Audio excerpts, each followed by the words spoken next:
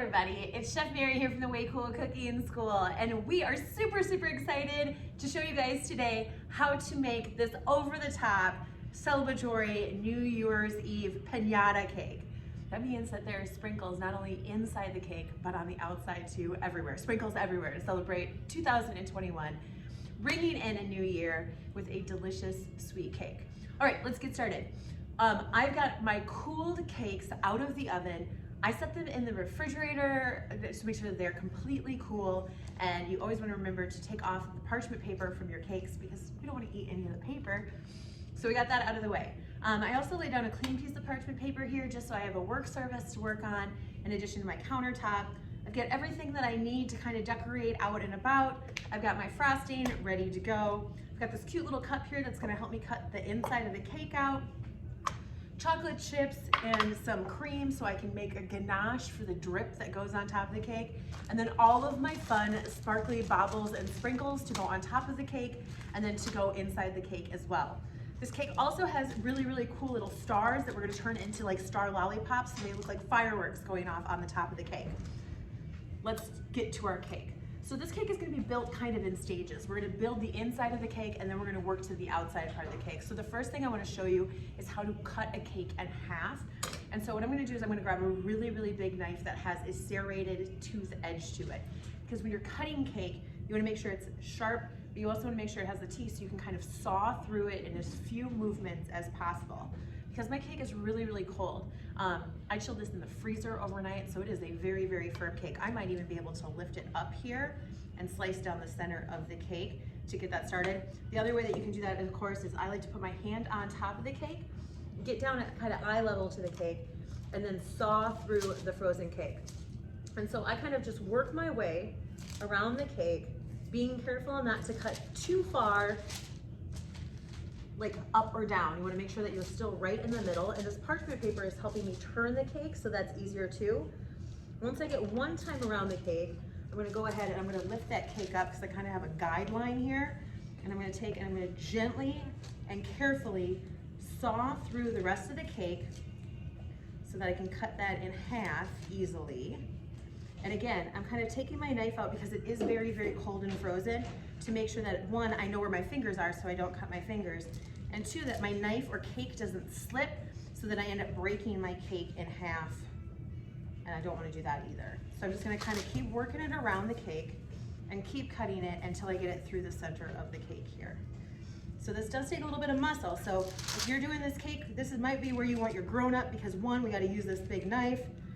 The other option to do this is, of course, is that if your cake is at room temperature, you can take, and it's a little bit easier to saw through. There's also a bunch of different methods. This is just one method. Another method is to actually use a piece of string when your cake is at room temperature, and you can actually cut through your cake with a piece of string, which is kind of cool and unique. And there's a bunch of cool videos on that also. All right, I'm getting through to the center of my cake here, and as you can see, I'm taking my time.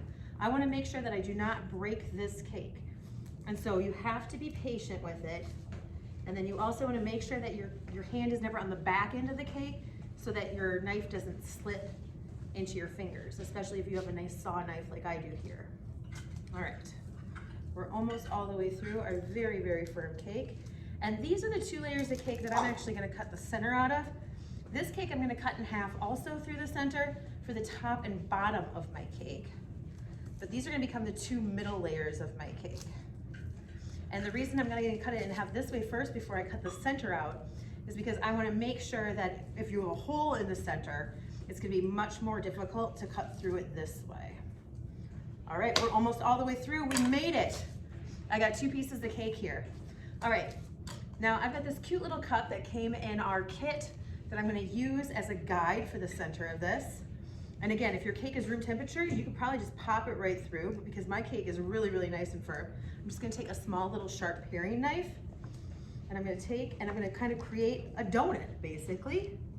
And this is a great thing, because with this middle piece, we're not gonna do anything with it, and this is where you get to just eat some yummy cake. You can even take and save it, crumble it up, and probably make a cake pop out of it too. All right, being careful where my fingers are.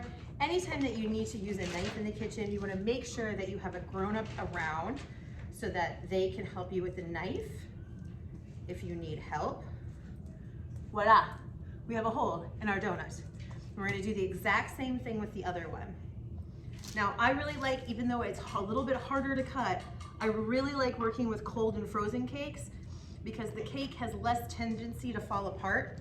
And so even if it is a little bit tougher to cut, it's a lot easier than having a soft, crumbly cake with crumbs going everywhere. All right, so I'm gonna just kind of use this again as my stencil to cut it out here. All right, I got a good line. I'm just gonna take and cut that second donut shape out. There we go. Kind of clean that up a little bit. This is gonna become our pocket for our piñata sprinkles to go into. There we go. 2 rings to turn into our cake. All right, so as you see, that took a little bit of time. I'm gonna take and cut this cake in half, and then we're gonna take and we are going to start building our cake with frosting and decoration. All right, all 4 pieces are cut. We have our 2 rings ready to go. I've got this nice flat piece that I'm gonna turn into the top of our cake, so I'm gonna set that off to the side. And then I've got this kind of crumply piece that I'm gonna put as the base of my cake. So for this next step, we're gonna need our frosting and a cake spatula, which came in our kit. But if you do not have a cake spatula at home and you're watching this and are just kind of throwing this, know that a butter knife from your kitchen drawer is a great substitute for one of these small cake spatulas.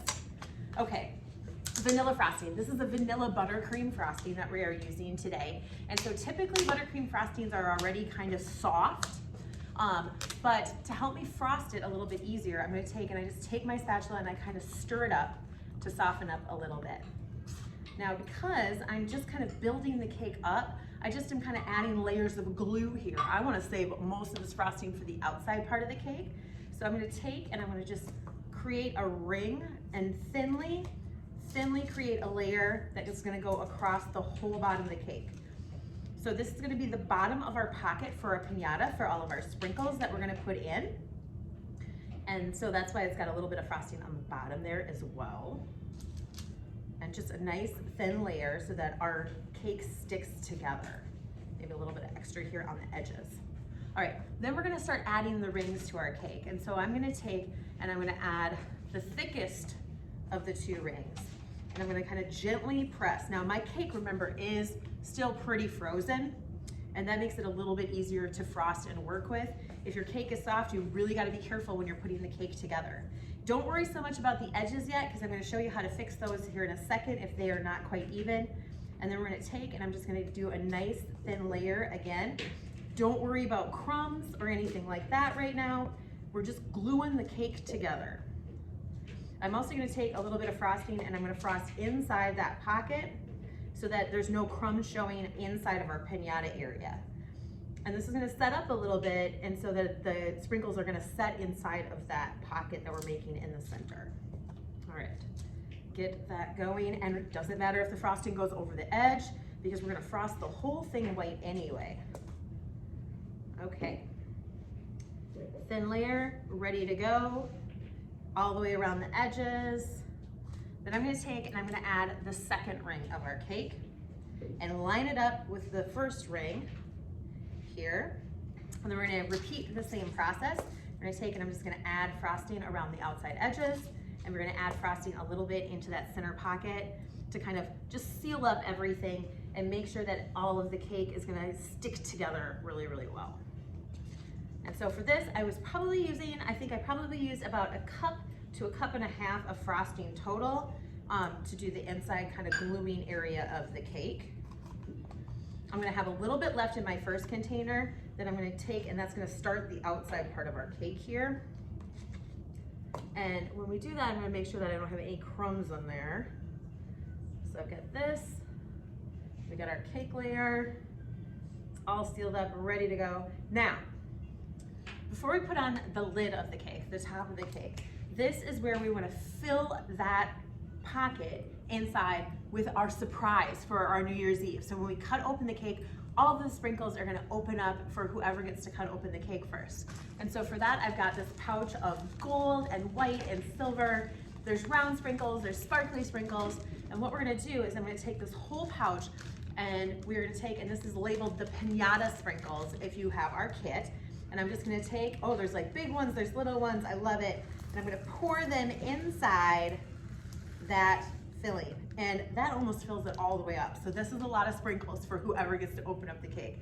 So this is definitely a sprinkle lover's cake. Now, we're gonna take, and I'm gonna set the top of this back on the cake. Here we go. Our lid is on. Don't press in the center now. We're only pressing on the outside edges because remember, that's hollow in the middle there. So if you press in the center, you're gonna cause a little dip to happen in your cake, especially if you are working with a room temperature cake. Now, there's a couple different things you can do at this stage. If you really want it to be really nice and firm, I recommend, and what I'm gonna do is I'm gonna take and actually put this back into the freezer for about 5 to 10 minutes since it's already come to room temperature. But before I do that, I'm gonna take and I'm gonna clean up the cake a little bit. So I talked about it earlier about the edges might be a little bit rough here. So I'm just gonna take my serrated knife and I'm gonna cut straight down all the way around the cake and cut out any pieces that are kind of sticking out. And this just happens because cakes are round and sometimes you just get a little bit of an edge here. So again, I'm cutting straight down all the way around. So we have a nice even walled cake. And we're gonna clean up some of those edges here a little bit. And this is gonna prevent, especially if you are making this cake, anytime you bake a cake that has not exactly straight walls on it, you're probably gonna run into this issue. The other thing is that when I built the cake, I made sure to put the widest cake on the bottom, so naturally I'm kind of getting this pyramid technique where the cake is gonna turn into a trapezoid and get wider at the bottom and narrower at the top. And that way all I'm doing is kind of cutting off and cleaning up a little bit of that base. And we're gonna go make the top. And at this stage, I know that I'm working on a parchment paper, and that's just so it's easier for me to lift up and put back in the fridge or the freezer. When we take this out of the freezer here in a few minutes and we frost the outside part of the cake, we're gonna definitely take and put this on a cake board and put it on a cake stand so it's easier to decorate. All right, to the freezer we go. Highly recommend you do the same thing. Cake decorating requires a little bit of patience, but these little time hacks that may take a little bit longer to decorate your cake will make decorating so much easier and so much more fun if you're decorating a nice, firm, cold cake. All right, set your timers here, friends. We're gonna stick it into the fridge or the freezer for exactly 5 minutes.